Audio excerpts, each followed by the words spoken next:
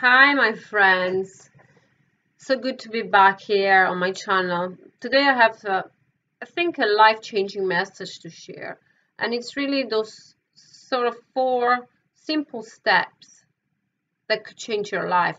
And in fact, it's four steps that have changed my life in the way I deal with everything.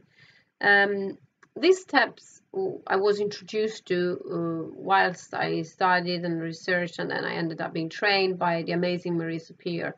And I've applied those since, and my life is transformed. It's transformed on every level. In fact, the most important of them is really my mindset. And we talk and we hear a lot about mindset. I mean, I'm exposed to that a lot because of the job that I do, but also from other parties that you normally wouldn't expect. And I'm really excited about that. Like my kids' school is talking about growth mindset, which is so amazing. The kids can get equipped with certain tools that will empower them and that will make them live a truer life, a life truer to themselves, a life not burdened by misconstructed beliefs and damaging beliefs. So it's really exciting. And these four steps, everyone can implement very easily. You don't need any extra training. You don't need to invest any money. You just need commitment to yourself to create the life that you really want for yourself, a life that you love living. So last time I talked about fear and love. This time I want to give you these four concrete steps which I learned from Marie Sapir, and I adapted and I implement them in my life every single day, and I teach my clients every single day. So the first step is this. You need to refuse, absolutely refuse to let in any negative comment, any negative criticisms by the people around you. You just do not have to let it in. You cannot let it in. Firstly, we need to really absorb the concept that people that criticize other people are doing it because they themselves are not feeling good about themselves. Absolutely insecure. These people feel like they are, if you imagine there was an axe, they would be lower, and you are on a higher sort of level, and they feel like that by criticizing you, they're chipping away so that the balance is kind of restored in their perception, and they feel better, they feel equal, so they're doing it for themselves. And many people are not even aware of that. Many people have this kind of modus operandi that they go or face life and people just by being critical about everything and everyone. It's not about you. This is something I really want you to take on. It is never about you. Think about children. I mean, think about how this concept could change your family life. Also, it's important to teach this to children. When people are mean or people are bullying, it's because they're not feeling happy about themselves. Maybe they have problems at home. Maybe they have a difficult situation that they're dealing with. Maybe they're stressed, but it's never about the receiver of the criticism. And it's such a freeing concept to really absorb. And it's simply and fundamentally true. So people that are not happy with themselves can be critical of others because they're simply trying to feel better about themselves. So you can just simply repeat that in yourself, and you could actually challenge them. People that are being critical, if you are surrounded with people that you can't eliminate from your life, and another time I'm going to be doing a video about the importance of the peer and the importance of the people you're surrounded by.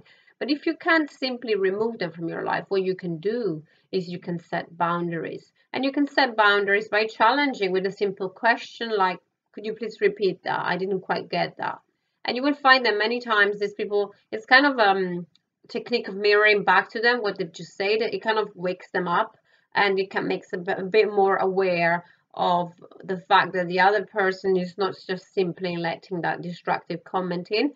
And often you will find that they retreat and they kind of apologize, or they try and reframe what they've just said. So that's a nice simple technique to use. Just ask, sorry, can you repeat that? I didn't quite get it. And if they persist in being critical, you just simply say, I'm not going to let that in. This is your opinion, but it's not getting through to me. And you just move yourself away from that situation. You don't have to have an interaction with extremely negative and destructive people. The second very important step, which is actually possibly even more important than step one, is stop criticizing yourself. It is essential. And the thing about this is we often lose track of how critical we are of ourselves, and it can be such a subconscious underlying pattern that it becomes a way of thinking.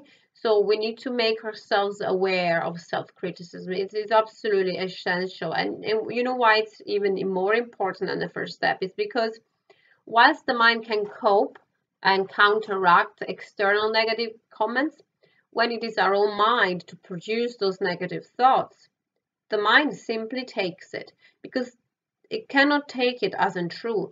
Remember when I shared in the past, the mind believes whatever you tell it. So if you tell it anything, negative or positive, it will take it as the truth. It will take it as it has to believe that thought. So unfortunately, too many people wake up from the moment they wake up and they start this ongoing constant negative chattering. You know, it could be things like, oh, I'm such a loser, I forgot the key, or I don't look really good in this dress, I look crap, or look at my hair is fizzy, or I don't like my makeup, I can never apply my makeup. Or it could be, I'm late, I'm always late, I can't get this, I'm not intelligent enough, I'm not clever enough, I'm not beautiful enough, and it goes on and on and on. And everything that happens in our life, we sort of drive it back to that underlying negative self-perception.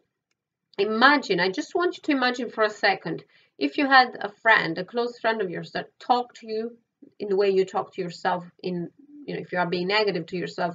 Imagine this friend constantly chipping away from you. Oh, you're such a loser, you can't do this, or you can't do that, oh, they're more clever than you, you're not gonna catch you, you're not prepared enough, and on and on. Imagine if you had a friend like that. Even imagine if you had children, if you had, if you witnessed one of your children's friend talking to your child like that, what would you do? How would you feel?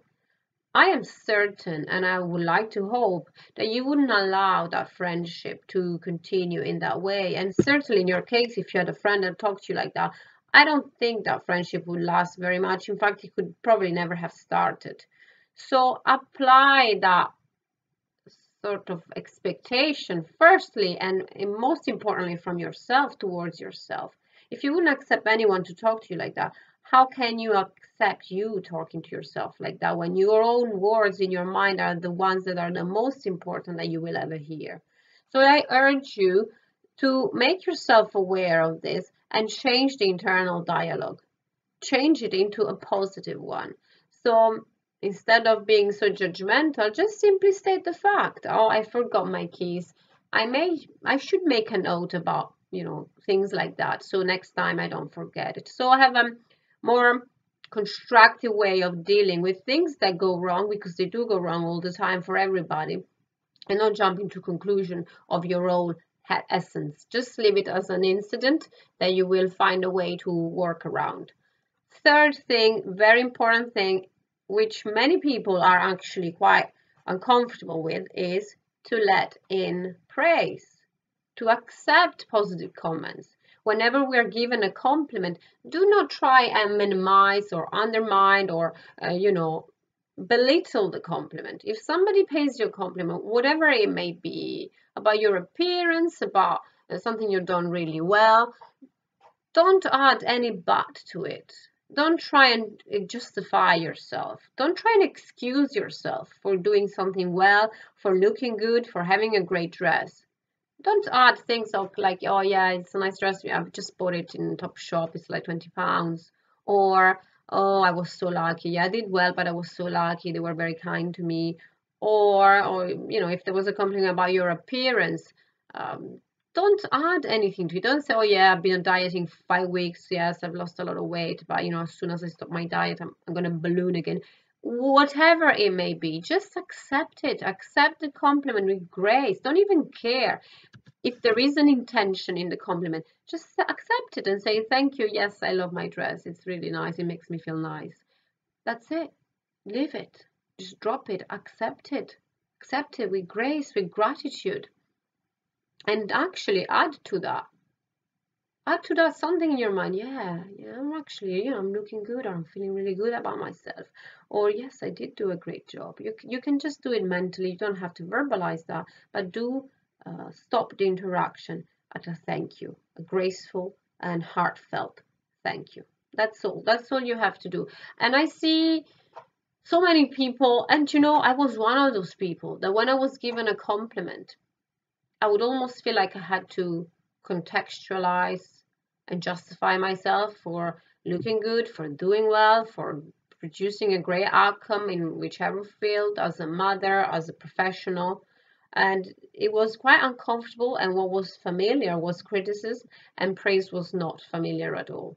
So we need to do the other way around. We need to make praise very familiar and make it feel comfortable and sit well with us, and we need to make criticism extremely unfamiliar.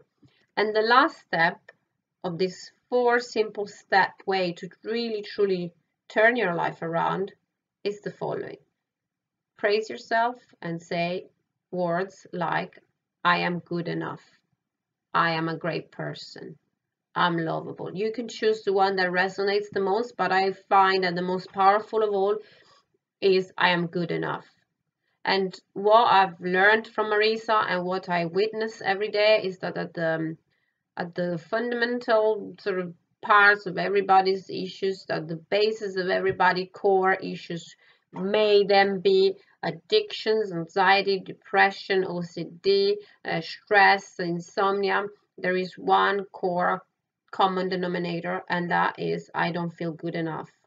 People don't feel good enough about themselves, and they go about life reinforcing that feeling by seeking signs of them not being good enough. And what happens when we feel not good enough is, imagine there is this massive hole, this massive void inside ourselves. What we try to do is fill it, and we put in place different types of behaviors. Often they are obsessive compulsive behaviors like addictions, over consumption of alcohol or food or chemicals, so drugs, even compulsive behavior like overspending, over exercising, over dieting.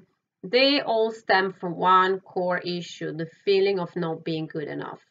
And addiction also, like internet usage, this sort of constant anxiety driven need to be connected with the world through tools and medium that in fact are quite inhuman and not truly genuine in terms of connection, because together with the feeling of not good enough, as humans, the two greatest needs that we all have is the need to be accepted and the need to avoid rejection.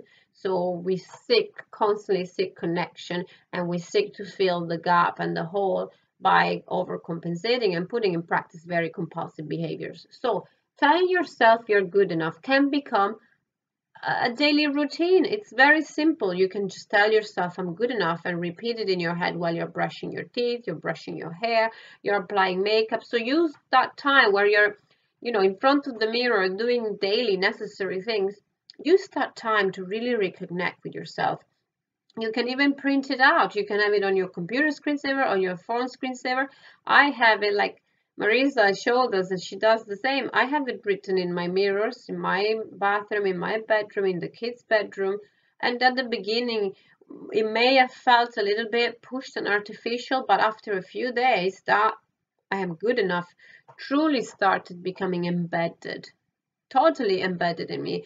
And it has transformed me so fundamentally. Like, there is nothing I fear. I'm totally fearless now. I don't fear judgment because nobody can reject me, because I accept myself. And that doesn't mean I'm arrogant, I'm detached from reality. It simply means I accept myself in the way I am, with my limitations, but also with all the great things that there are about me. And in fact, the limitations, I almost disregard them now. And by doing this journey, I haven't become arrogant at all. In fact, this is the most connected I've ever been to everyone, to everyone's issues, to everyone's pain, to everyone's self-imposed limitations. I've suffered and I've been in pain. I can empathize with everyone going through these, difficult times. And I want for everyone to have these tools, because for these tools, you don't need anything. You don't need anyone to instruct you. I mean, I'm sharing them with you, and you can just simply apply them as I share them. You don't need to do any extra step. You don't need to invest anything. If you really execute these little steps, these 4 steps, if you are consistent and committed, your life will change. It's just the way it is. So it doesn't seem too hard, does it? But the payback would be so immense if you do this. So I want to leave you with the final story, another story that Marisa shared with us, which I find really powerful and kind of it strikes a chord, and it really made the whole concept very concrete to me. So it's a story of a journalist interviewing a guru, a spiritual guru, and the journalist was simply trying to criticize and undermine the guru and suggesting that all the things the guru had been sharing were fake, that the guru was a fake, it was a scam. So it basically threw several accusations and offensive statements at the guru, and the guru kept smiling at the journalist. And after a few minutes, the journalist just could not deal with this smiling back any longer. So he asked the guru, "So why are you smiling at me? I'm being so negative. I'm being so critical. What's that with that smile back?" He was feeling quite annoyed by it, as you would. And the guru replied, "If somebody gives you a gift and you don't accept it, who has the gift? So in the same way, if somebody gives you a criticism and you don't accept it, who's left with the weight of that criticism?" So think about that, and that will really hopefully resonate. So if somebody throws a negative comment at you, you just don't accept it. You live with them because you know that it has nothing to do with you, absolutely nothing to do with you. So if you want to change your life, remember these 4 steps. You must refuse to accept criticism. You must, absolutely must, stop criticizing yourself. You must accept praise with grace and gratitude, and you must tell yourself you are enough. Do that. Let me know how you get on. I love to hear from all of you, and as always, be bold. Lots of love.